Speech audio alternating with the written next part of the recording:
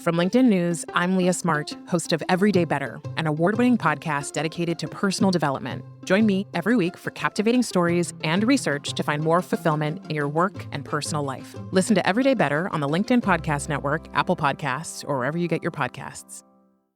The HP AI PC breaks language barriers instantly by translating up to 44 languages in real time, powered by the Intel Core Ultra processor. With the right tools, work doesn't have to feel like work. Learn more at hp.com/AI PC.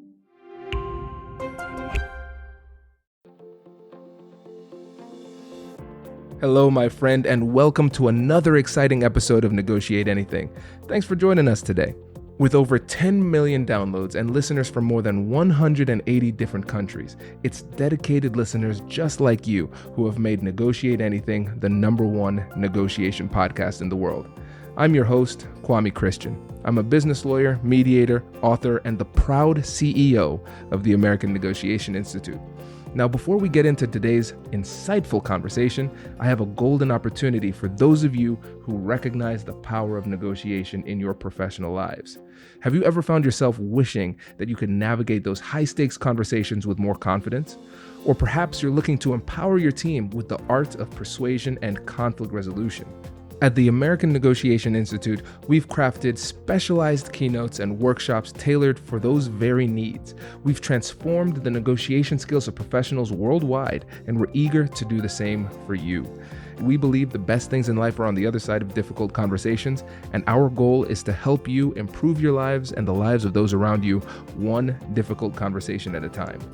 Don't let another challenging conversation leave you second guessing.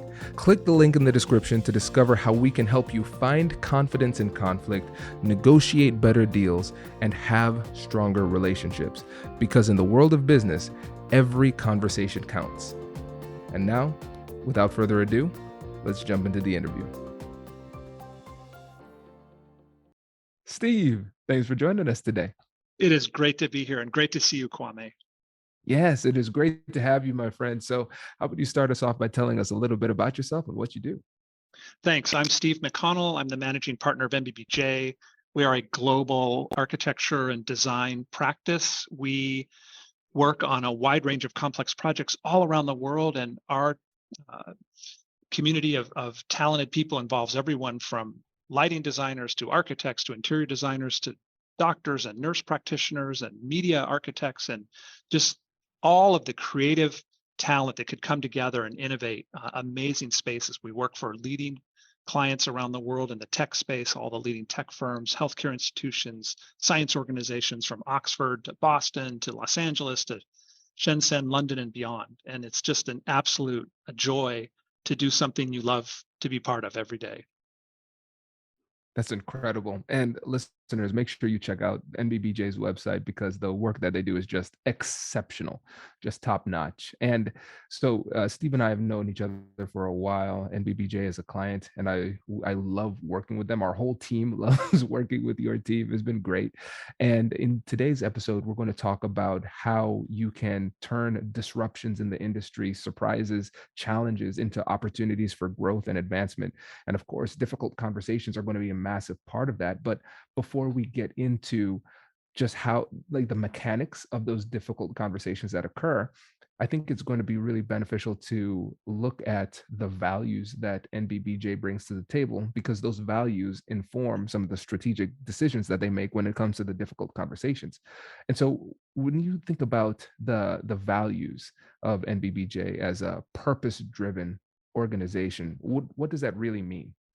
So I think as an organization, it's really important to have a clear understanding of exactly how you're built and the foundation. And for us as a practice-centered business, that is that our business exists to support our practice vision, our purpose. It's not simply a monetary bottom line. It's all about a qualitative bottom line, and it's about impact to society and making a difference in the world. And that purpose is centered on health, community, and sustainability. So with that, we have the trajectory, we have the North Star of the firm, but it's the values that are the foundation. It's the values that inform and guide every decision we make. And our faithfulness to those values, I like to say, is always a long-term win, that we'll take a short-term hit for a long-term gain by staying true to our values. So when we think about our values as a company now 80 years young, they're about optimism, about being curious, about sustainability, about inclusivity, focusing on outcomes that have impact, and understanding the legacy of our firm. I'm glad we started here, Steve, because this is a very different approach. I think it's great to see other companies in the industry starting to shift in this type of way, but it's incredibly important for people within the organization to have that level of clarity, because for many organizations, the only question is this: listen, if it makes dollars, it makes sense. If it generates revenue, we're Yeah, going to do it. But the yeah. fact that you're very clear on those values makes it clearer for everybody else to make decisions that are aligned with those values too.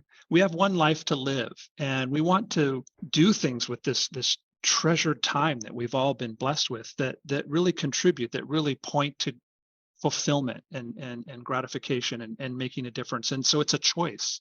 It's a choice to invest in these things. Now, to do that well, we need to run a good business. And there's a lot of competencies and skill and expertise that goes into that. And if we do that well, we get to make these choices. And at the end of the day, fulfill the energies and the life force within each of us that sort of gets us up in the morning and excites us. Absolutely. And now let's make this a bit more tactical and strategic, because I think people are listening. They're like, okay, this is nice. We have a design firm that wants to help the world. This is nice. Well, Yeah, what does yeah, this yeah. mean for us in these difficult conversations? And so one of the things that you talked about before we started the interview was disruptions. 2023, there were a lot of disruptions, a lot of challenges. And so I'm not going to ask you to air out dirty laundry or go into extreme detail, but if you could talk in general about those disruptions and challenges and the difficult conversations that surrounded them, that would be a good place for us to start for the rest of the conversation. We all just need to look at, the last couple of years with the pandemic impacts, with the wars, with political stress, with the challenge of communities, not hearing each other, not listening to each other, not finding, some common ground from which to progress and to appreciate each other. So all of these things are impacting work, impacting our lives. And so if I back up and think about our organization, it's also important to appreciate who are the clients you serve and what are the choices you're making relative to that. Earlier, I talked about our choice to be purpose driven. It's a deliberate choice. It's not an overlay. It's the heart and soul of what we're driving at. Same with the clients. We're not trying to work for every client in the world. We're really looking for an alignment of values with our clients. And that's where it starts. That's where we have the opportunity to lay the groundwork for deep mutual understanding and shared purpose, common values, really. You're spot on. And it's this is something that is not discussed enough: the need for alignment of values and a shared purpose in these negotiations, in difficult conversations in general. Because if we don't have that, what are we talking about? What is the what is the purpose of this conversation? We could just be wasting time. And I think a lot of times we start off in the wrong place. We get so hungry for the deal. We want to achieve some kind of, I'm using air quotes for the audio listeners, peace, right? If it's a conflict resolution situation. But a lot of times that leads us to maybe sometimes sacrifice our values in order to achieve an inappropriate peace that quiets the conversation down, but doesn't address the central issues. And so I think we can think about this from the lens of an organization, but we could also think about this from the lens of an individual. So from an organization, internally, before we even start talking to our external stakeholders or potential clients or whatever it happens to be, we have to be very clear on what our values are. I think it's a lot easier to figure out the financial incentives, but it's a lot more difficult and maybe a little bit more nebulous to figure out what our values are and what our purpose is in general and apply to the situation.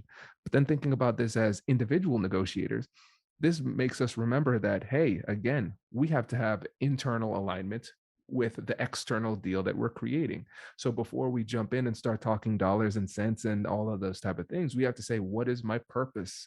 What is my mission? What are the values that I'm bringing? And which of those values are being touched upon by this situation? I need to make sure that those values are in alignment first before we even start going into the substance, because I might make a great deal financially, that is absolutely destructive personally or even morally? So you're inspiring me to reflect on a couple of things, including trust.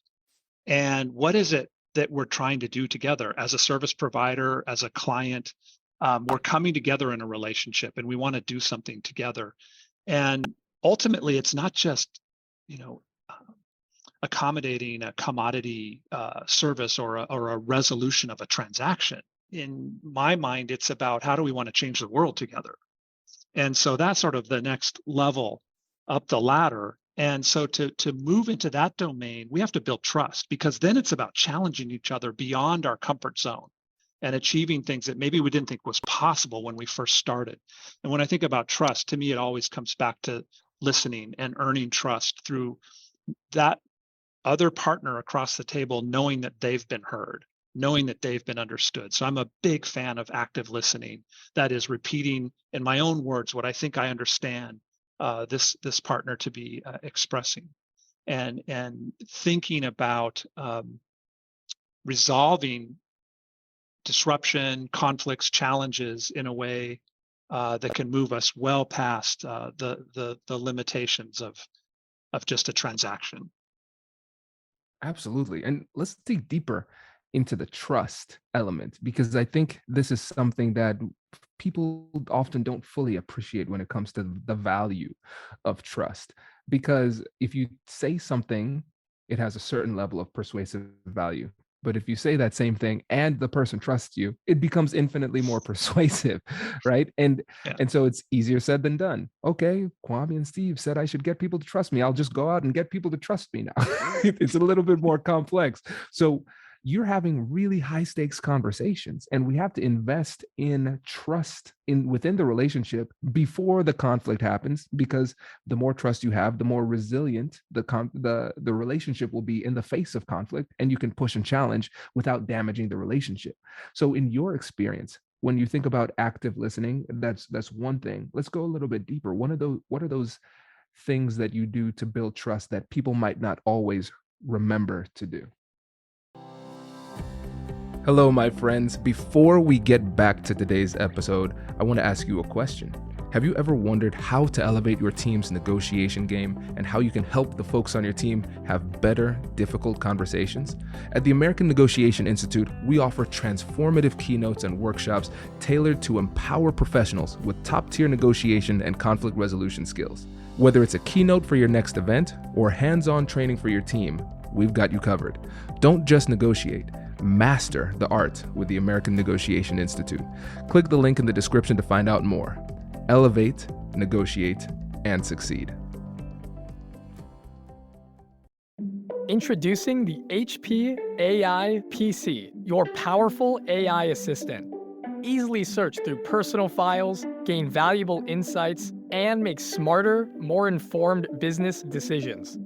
Unlock the future of work today with the HP AI PC, powered by the Intel Core Ultra processor. With the right tools, work doesn't have to feel like work. Learn more at hp.com/AIPC. It seems so fundamental. Never, ever coming up short on your commitments, on following through, on uh, comporting yourself with extraordinary integrity, and making that part of who you are.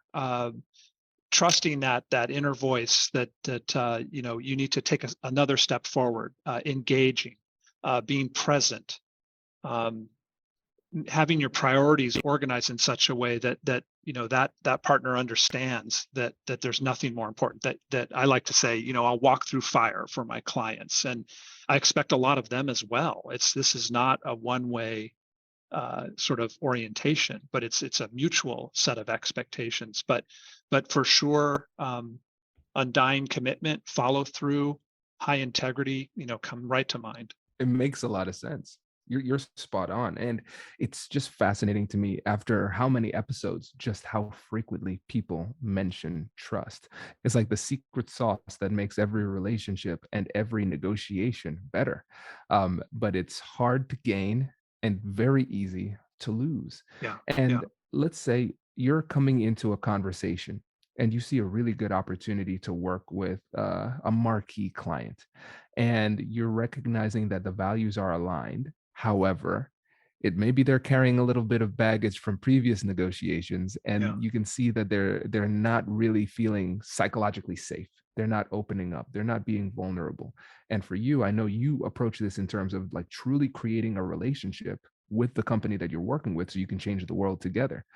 What are some of the things that you do to overcome some potential resistance or skepticism from the Sure, other side sure. when it comes to building trust? I mean, given that scenario, I think it's really important to talk openly about lessons learned and to be accountable. And, one doesn't have to open up, Pandora's box and can completely distract, where you are in that point in time. But if there's business that hasn't been faithfully addressed or accounted for, then you've got to start there and have a clean leaping off point. So I think getting right to a humbleness and an openness about what can we learn from past experiences, how would we apply those lessons going forward, and why is that an advantage? Because I actually think any relationship where you're taking on really challenging, complex endeavors, inevitably there will be problems. It's a given, and it's all a question of how do you address them when they happen, and through that, do you deepen your understanding of that organization such that it's an advantage going forward? The competitor who doesn't have any of that background lacks all that intrinsic knowledge of how that organization responds or what their sensitivities are and how to be mindful of that. So it can absolutely be turned around, but it definitely begins with owning the issues and being very humble and opening, your mind to listen very deeply about that. Oh, you see this glow, Steve. This is great. I am so excited about this response because one of the things we talk about all the time is that conflict is an opportunity. I know you've seen the Yeah, trainings, yeah, I yeah, say that all the time. But yeah, one of the things that you mentioned that really speaks to that is the fact that, listen, sometimes we make mistakes and we need to hold ourselves accountable to that. And you're recognizing that this conversation is actually an opportunity for us to talk about those mistakes. And I think that a lot of times people look at those times where we have fallen short and then we shy away from it. We don't approach it with guilt, which is an unpleasant emotion that drives us to make things better and correct our mistakes. We approach it with shame, an uncomfortable emotion that makes us pull back from interactions and relationships in order to protect ourselves because we don't feel like we are worthy. So it's the difference between I did a bad thing versus I myself am a bad person. And so what you recognize is that this is an opportunity for me to own up for those mistakes and then show you that I can be a good partner for you going forward. I made a mistake. This is an opportunity for us to learn. And because you can trust us to hold ourselves accountable, if something goes wrong, we'll let you know so we can work together to make things better. I think it's so subtle, but I really think that we need to lean into that because that's where a lot of people fall short. yeah, yeah, yeah. I think fear is also, really something to really be wary of. Fear that I have of tackling an uncomfortable issue. I like to say we have to get comfortable with being uncomfortable, and that's where growth happens. That's where we stretch. And if there was an issue that was unresolved, and I just felt a natural timidity or fear about stepping into it, I would say there's your growth edge. And if you're uncomfortable, that's a good sign that you're in the right place to get into that. So I mean, like so many things, it all kind of goes back to each of us coming to terms with ourselves and our perhaps self confidence to recognize we're not perfect. There will be mistakes, and it's all in how you address them when they happen. Ooh, oh, this is good. One of the keys to success in life is kind of from time to time, you're going to have to hold seemingly competing perspectives in your mind at the same time. Because in order for us to do the right things and hold ourselves accountable, we have to be humble. And at the same time, in order to navigate these conversations well, you have to also be confident in your skills. And so for you, recognizing that a good negotiator needs to be both humble and confident, how do you make sure that the confidence doesn't tip into arrogance Yeah, and yeah, you're yeah, balancing those things the right way? yeah.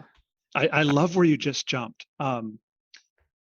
in fact, my good friend Roger Martin wrote a book called The Opposable Mind, which I strongly encourage for you, Kwame, and your listeners. And here he talks about with great skill how some of the most important breakthroughs and ideas happen between opposable thoughts, the space that we navigate between those opposable thoughts. And that in itself is a skill, to suspend our bias, to open up our thinking, to navigate that terrain. I think, yeah, we have to check arrogance. I mean, that's a big turnoff, and as you alluded to, overconfidence. I think you can help me unpack this thought, but confidence is a foundational state of mind, but openness to learn,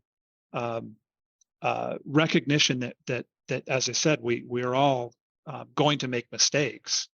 I think part of confidence is the confidence to know that, and not use confidence as some superficial overlay to block all of that terrain where really special connections and new ideas and new thinking happen. So as I talk to think here, if we're overconfident, I think we're actually building a barrier between ourselves and the highest potential of our interactions and the breakthroughs we can have with others. If our confidence is grounding and within it and enables a humbleness to say things can be better, wherever something is, an organism, an organization, a structure, it's a fact of nature that there's a better iteration out there to be found and discovered. That is a fundamental of life. And so when we know that, and with a measure of humility, confidence can be rocket fuel for opening up the exchange and the discovery of new ideas. This is so good because what we're realizing is that confidence doesn't come from perfection, because perfection is a myth. It Yeah, doesn't exist. yeah, yeah, But a lot of times what ends up happening is we bring in these unrealistic expectations. If I'm a good negotiator, I should be able to get them to blank. Well, we cannot force anybody to do anything. And if you have that type of mindset, then you go in with arrogance and then you miss things, and then your confidence is completely shot after the yeah, conversation, because you're basing your success on things that are not fully within your control and unattainable goals, right? And so I think this is really important for us to recognize that we need to be confident. We also need to be humble, but understanding what it means for us in different circumstances to tip into the arrogant. And I think another interesting element of this too, as you were talking, I started to recognize this, is that all of these things are kind of transient states. So I think a lot of times we try to assign people a label and categorize people because it makes life easier, right? This person is humble, this person is arrogant, this person is confident.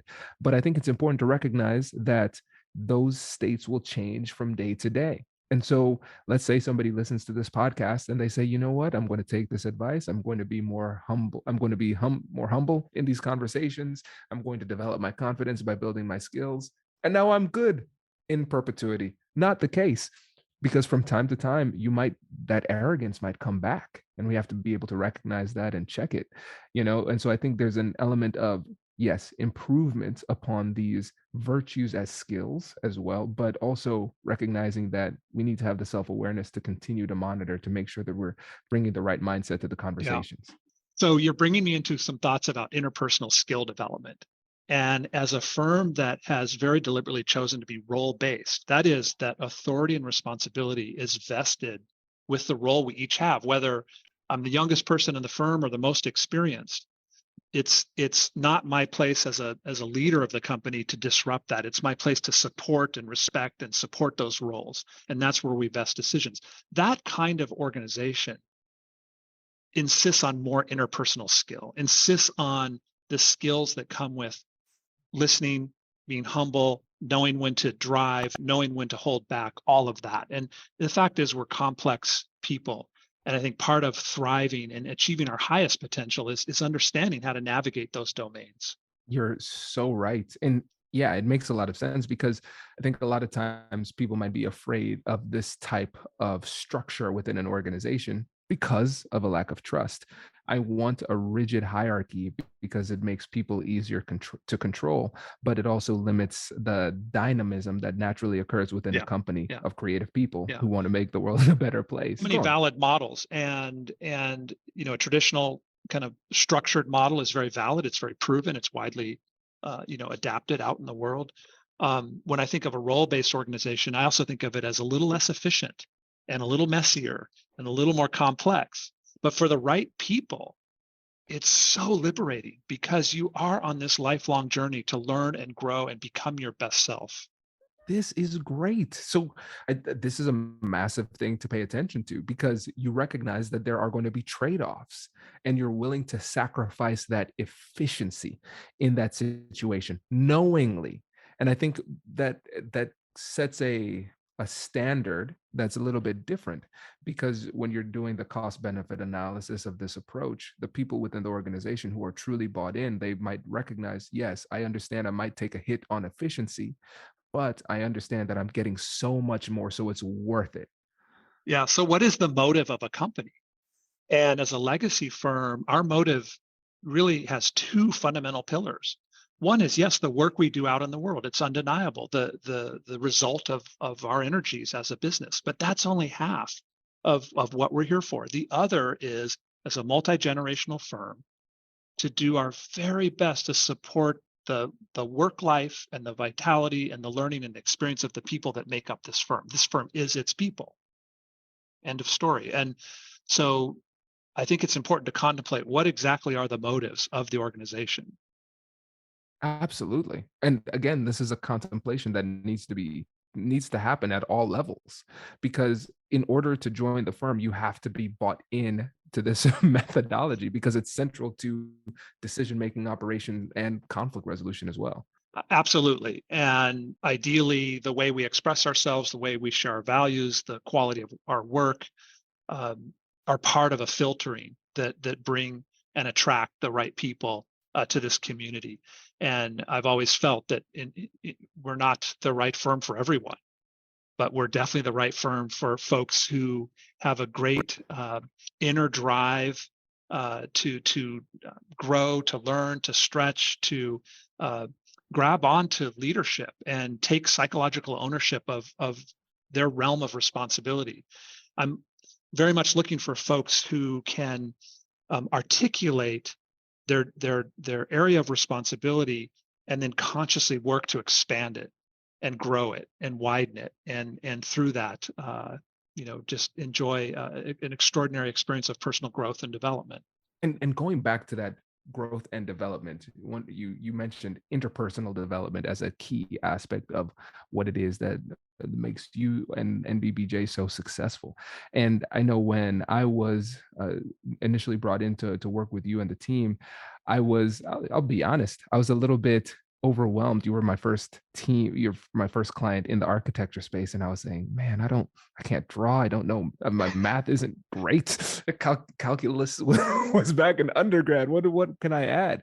But it goes to that value of interpersonal development. And when you think about the leaders within your organization who can navigate conflict most effectively, what are the things that they have in common? Great question. Of course, I'm going to reinforce things I've been touching on because the things I've shared are the things that have centered in me as central to this. The deep listening, the deep empathy, curiosity, uh, for sure, are on the top of the list. Yep, makes sense. And, and Steve, one of the things that I love about this podcast, of course, I'm biased. I'm very biased, but we've had over 700 episodes now, and the consistency of what great negotiators have in common, I think that's what's most fascinating. Because right before you came on the podcast, the person I had on before said the exact same things, talking about empathy, talking about listening, and those type of things. Are you familiar with the reason why Waco, Texas, is so popular? Oh, Happened of there course, I know because, all about oh that. yeah, Yeah. so Gary Nessner, the lead FBI hostage crisis negotiator, he was the person who was on right before you Oh, okay. in his episode, and you're saying the exact same things. Interesting. Interesting. It's so fascinating. And I think that's really one of the take-home messages of this episode and every other one. It's the fundamentals never go out of style. I think a lot of times people are looking for all of these quick tips and tricks and hacks and things like that. But when it comes to building a trusting relationship where values are aligned and things like that, listening, being empathetic, and being likable, those are things that will always work. So I really want to hammer that home. Yeah. I mean, building on that, there are methodologies and habits and skills to hone and consciously develop. And I think about something we're very fond of here: time, perspective, equilibrium, calibration. And it's a simple framework for how to approach getting the best out of a group of people, or perhaps achieving the best negotiation for everyone around the table. When we think about time, it's about slowing down. It's about being still. It's about seeing the moving pieces all around you and really getting yourself in the right frame of mind. And by that, I mean, it could be in a heated exchange. How do you come to the table? Perspective is definitely about looking beyond our bias and consciously tamping down the bias that we might bring to the table to understand the view of others. Equilibrium is all about searching for how we come together before really declaring, exactly what has to happen or what the actions are going to be. But that search for equilibrium and calibration is really all about making sure that what we settle on is really connecting to the intended outcome. So it's a framework I've just touched on, but it's how we think about getting the best out of everyone around the table and the group to achieve its, highest potential. Oh, I love this. And I love and hate this, Steve, because I love the framework and I hate that we don't have more time to go into it because it's so good. But we'll have to have you back on to go deeper because I think there's a lot to explore there. But before you go, I want to give you an opportunity again to shout out NBBJ and where we can find more out about you and your work. Yeah, thank you, Kwame. It's been such a joy to work with you, and your guidance, your wisdom, your leadership in our education has really been impactful. And with that, nbbj.com is a website that's very rich with insights about our work, but also about our research, our culture, our people. Everything I've been talking about, you can see and experience there in a very progressive and engaging way, in a very fluid way. It's very iPad friendly. And just to underline, I think each of us owe it to ourselves to find the thing that really inspires us, that we wake up in the morning wanting to do, and make a difference in this world that we're all part of.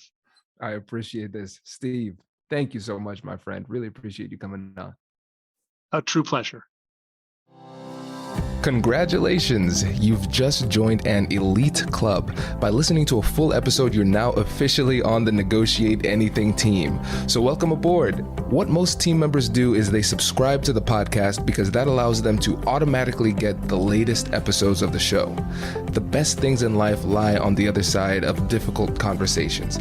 Keep learning, keep practicing, and keep getting better. Your relationships will improve, your career will soar, and you'll have the confidence you need to get the most out of these crucial conversations. Again, thank you for joining the team. We're excited to have you, and I will see you in the next episode. I'll catch you later.